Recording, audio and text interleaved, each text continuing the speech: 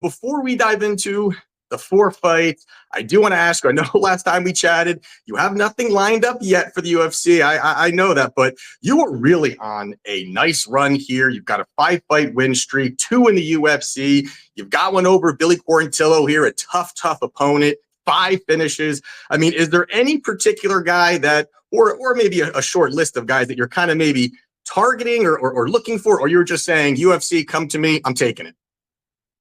I mean, kind of both, man. I was like, kind of give me whoever they have, right? And then also I wanted to fight the guys that are above me too. Mm. So I don't know what options they're gonna give me because I went from Billy, I think it was like top 20, top 25 in the world to a guy that was like top 100 or something like that. Which is it is what it is. But Mm. I can't complain about it. I got to fight back like 5 months later, which is very good. And so that's it. I'm just blessed to have that and go do that. So. Yeah, man. Yeah, man. So there's no real input there. You're just like, at this point, you're, not throwing any names in the hat. It's just bring it to me. And even to there, Billy is a heck of a fighter. And like you're saying, it kind of the tilt down a little bit. Does that hurt any of your motivation there? Or you're just saying, hey, give me the dubs and let's keep it moving. No, man, that doesn't hurt my motivation at all. That actually makes the motivation more excited. You'd be like, oh, you go from this guy to this guy to this guy. It was like, at the end of the day, we all go to fight and collect our paychecks and move on. So obviously the happier person is the one who won and moves on, right? So that's the part of the business, and that's why we call it the her business. But in the end of the day, is like I said, I'm just grateful and blessed to even have a fight and then to go fight again and then stay healthy and safe and all that stuff and then go redo it again. So that's all what matters, man. Yeah, definitely. Well, whoever it may be, I am really looking forward to seeing you back in the cage and getting those dubs. Keep getting those I dubs, but appreciate it. I appreciate it, my man. but we will talk the main event of Saturday night. Now, this is an interesting fight here, interesting line movement here as well, where Merab was a sizable favorite. Now money has kind of come in on O'Malley, and we've got the whole thing where some of the antics and some of the things that you have with Merab, where he had the cut.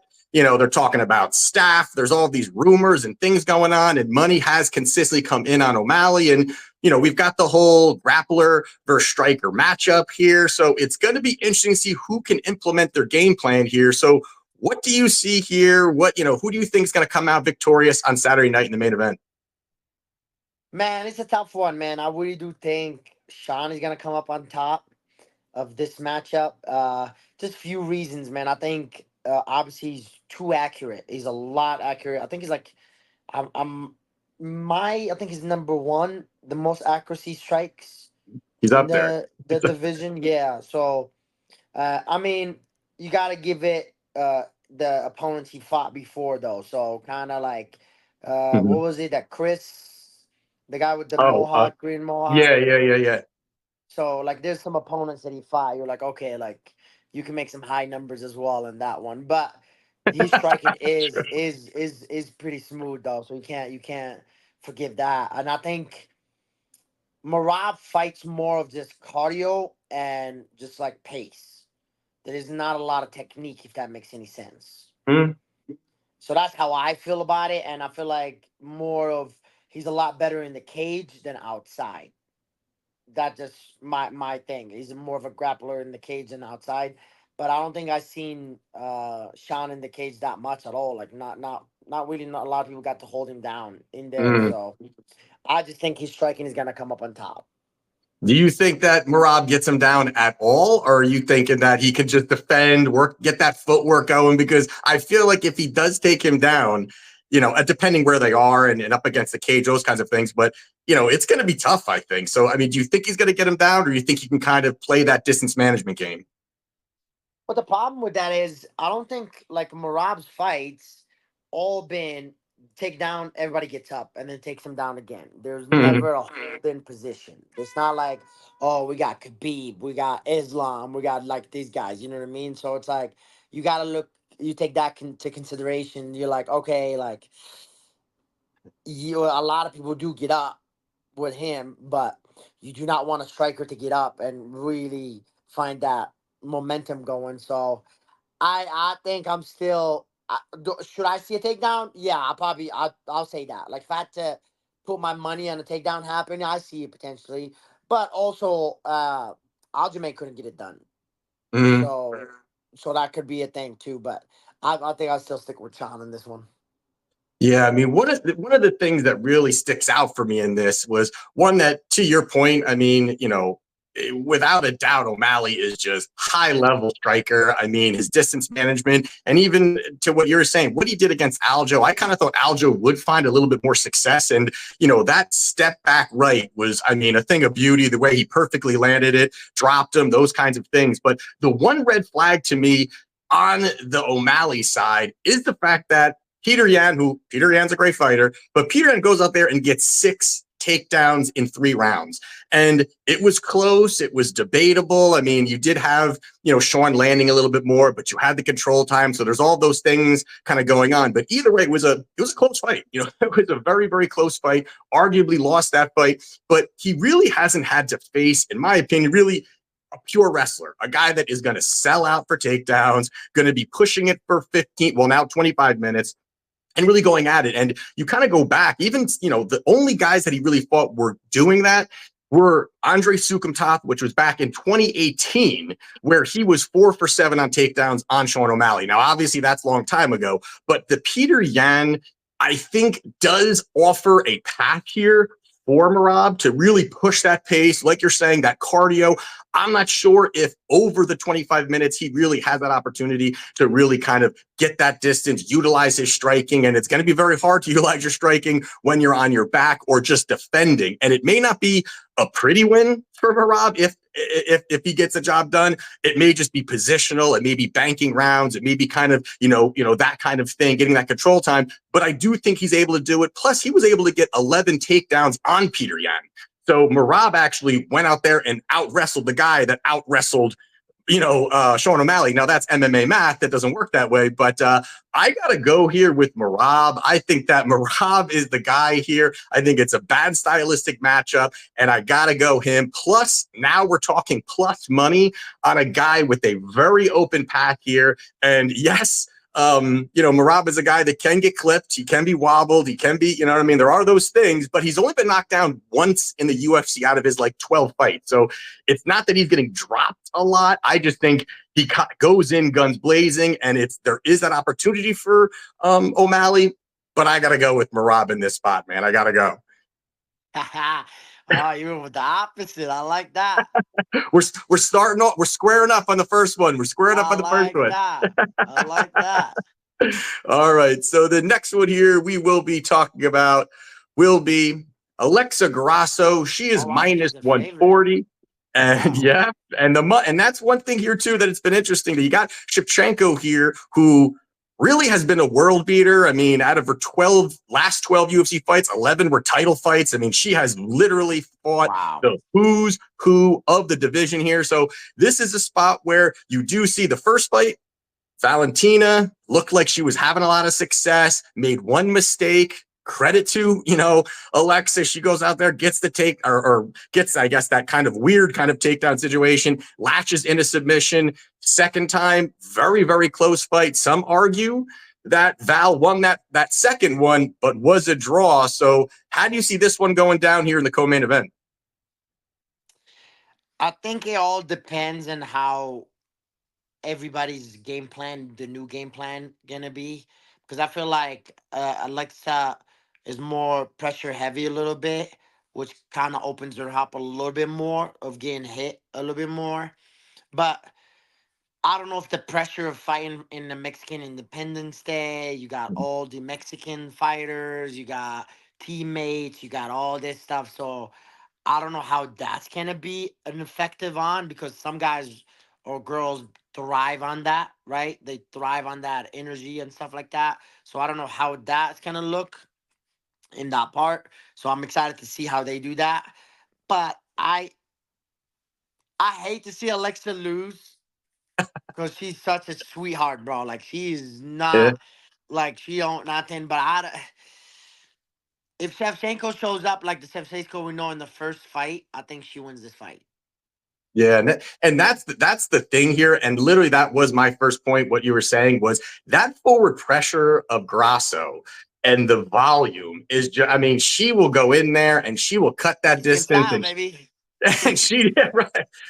This fits right into the spear. You know, she is really pushing that forward pace. I love her boxing. I mean, and the one thing that I thought in the second fight that Grasso did well was move forward, but it really forced almost Shevchenko to kind of be on that back foot and look for takedowns instead of really being Yeah. able to. You know, the kicking game is really where Shevchenko thrives. And if she can kind of smother the kick or keep close, I think that does help her in this spot here. And the only other thing, too, really for me, is the fact that now you've got Shevchenko, who it's hard to think of Shevchenko just flat out losing just in general because we've seen her win so much. But she's on the wrong side now of 35 years old. She's 36. You know, father time catches up to all of us. And it's a spot where you've got the prime Alexa Grasso, 31. She's really hitting her stride now. Oh And yeah, I she's in think her prime.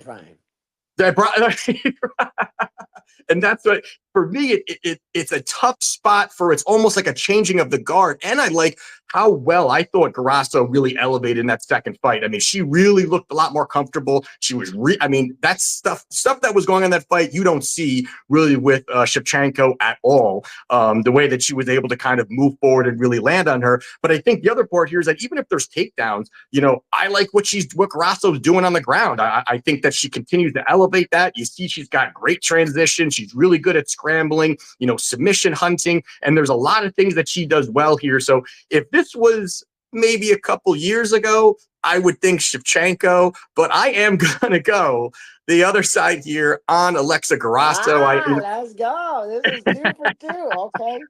I think that she's going to be able to do it. I just think, again, this is just she's catching her now at a good time here where it's getting a little bit less. Plus the prior fight, I think it was Talia Santos with Shevchenko, which was a fight where some people thought that Shevchenko even lost that fight. Oh, So, yeah.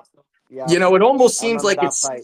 Yeah, it looks like to me, it's almost seeming like it's starting to spiral down. Again, she's still elite, but when you're at this point here, things start to go the other way. So I'm going to have to go Grasso here, man. I'm going to go off the grid. Did I talk you into the Grasso side or no? Trust me, I'm going off what I think is going to happen. Who I really want to win, Grasso for sure. 100%. All right. So we'll let that one go then. We'll let that one go. All right. So the next one here, let's see if we disagree on this one as well. The next one here we've got is Irene Aldana versus Norma Dumont. Now, even pick 'em. So you already before even announced the fight, you already have a side. You already have a side. No, Do you know what you like? no. I don't have a side. I'm just saying pick 'em. I was like, I don't know. Because I think Aldana is gonna win that one for me. Yeah, and that's the thing here with this one. I think that this is at a pick 'em price because they both have paths. You got Norma, who's got pick 'em though. That's crazy. I mean, they both coming off. How many? What's the winning streak on between both of them right now? I think there's like what is it, 2 with Aldana, and then it's 4 with which I'm actually going to list those 4 in a second here. But she is on Norma's on a 4-fight winning streak, so she is on a nice winning streak here, and they both have paths. You got the boxing of Aldana, which is just really sensational, and the other side you've got the wrestling of Alexa too. She was training with Alexa too, wasn't she? I think so. Yeah, I think so. Which means, I guess that means you're also training with like Diego Lopez, and you're getting into that group. Yeah. Oh, those guys are buddy here. But how do you think this one's going down? Do you think that Aldana is going to be able to work her boxing, or do you think that Norma's going to just really charge forward to get the takedowns? Yeah, I feel like sometimes Aldana will look for takedowns as well. Sometimes, but I think it all depends on how she defends the first takedown. I really do believe if that's the case, like she defends the first takedown, I think her boxing will come on top. So that's the reason I'm picking that. And I feel like most girls that are good at boxing, they really actually do pretty well in that division. So I'm gonna go with Aldana on this one. Yeah. So to your point, even about the winning streak here. Now, I do think the reason why this line is a little bit closer, because I was on the same way. I like Aldana here. I mean, I really like Aldana here, but the winning streak that Norma's been on is a little suspect when you're looking at it going back. I mean, 4 fights is good, but it's a little little suspect here. I mean, 4 fights ago, she fought Daniel Wolf. It was Daniel Wolf's second pro fight Oh at yeah, that was 40 her years UFC old. debut though, too, right? Yes, yes. So Yep, she, I I mean, remember that one. so that's like a little okay. I mean, she won, but okay, and she was 40. The other one was Carol Rosa. Carol Rosa's a good fighter, but it was strikes landed was 35-30, and she got knocked down, but she won the fight. The next one was Wow. Chelsea Chandler, who I don't rate very high overall. And then the last one is Jermaine Durandamy, who is another 40-year-old who last time she fought before that was in 2020. And the crazy stat on that fight is the fact that Norma Dumont won the fight, landing 11 significant strikes. 11. Only reason that she got it is because she had 6 takedowns and just kind of laid and prayed. So it hasn't been the greatest showing. She's getting the wins, so credits are on that for whoever she's getting matched up with, but it hasn't been the great. And now you look at Aldana. Aldana has only lost to current or former champions. She's only lost to Amanda Nunes, Holly Holm, and Raquel Pennington. So that's a Good matchups. high Yeah, level. that's a tough matchups. Yeah, So I think that you got that's a lot of Aldana, experience too. a lot of experience, and a 76% takedown defense rate for Aldana. I like her boxing. I like her footwork. She's going to definitely have the more damaging shots, and I think the volume will be there. So, I mean, you were pretty surprised. I was too, that Aldana, I think at a pick-em price at -110, I think really this is Aldana's fight to win. I agree. I'm picking Aldana. I'm picking just because I think the boxing's better, and I think she has a better like. I've seen her defend takedowns pretty well, but obviously in a fight things can change real quick. So, Oh, but I'm gonna go absolutely. with that. I'm gonna go with that. And the only thing that I do think that Norma has is that Aldana has looked a little suspect on the ground. Like when she's on her back, it can be a little where Norma, if she just parks it on top, that could be the Could be a round. problem. Yeah. So I do think that could be her way in. But I do like Aldana, the experience, the level she's faced, how she's looked. She's coming off a war, a great fight that she just had recently. So I like her in this spot.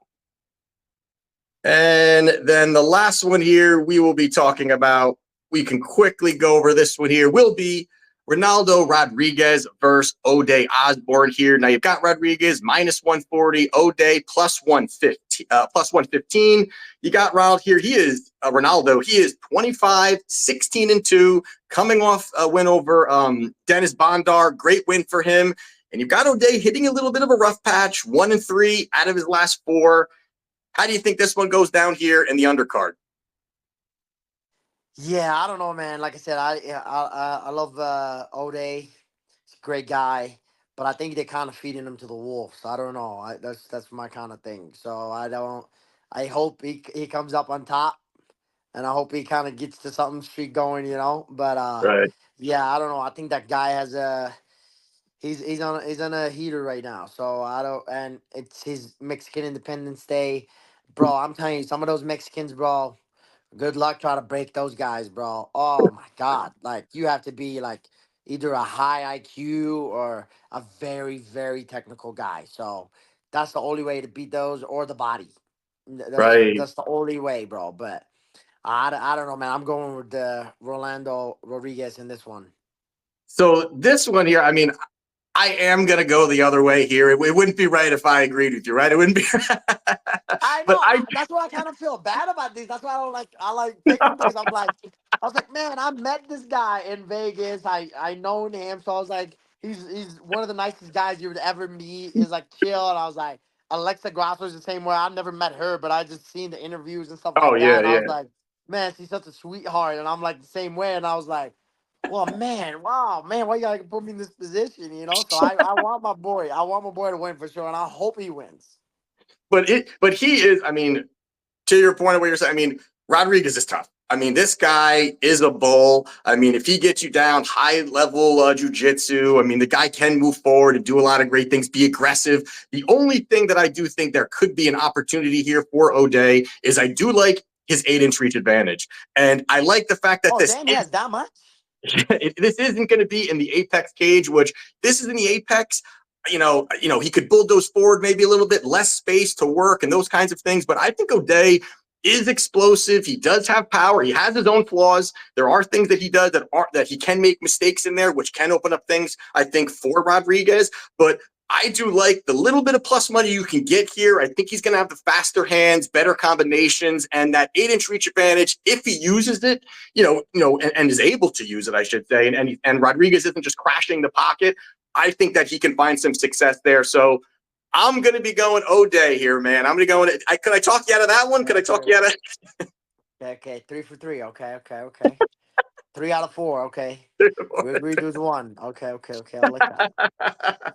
Well, we shall see what happens on Saturday night. We got the picks in. We're excited about breaking this down. We're all excited about seeing how it all plays out. But Yusuf, man, I do appreciate you coming on today, chopping it up with me. And at some point, we'll definitely do this again. And I definitely look forward to seeing you back in the cage. Thank you, my man. I appreciate you, brother. All right. Take care. And we'll do this next weekend. Let's cash. My man. Thank you, brother.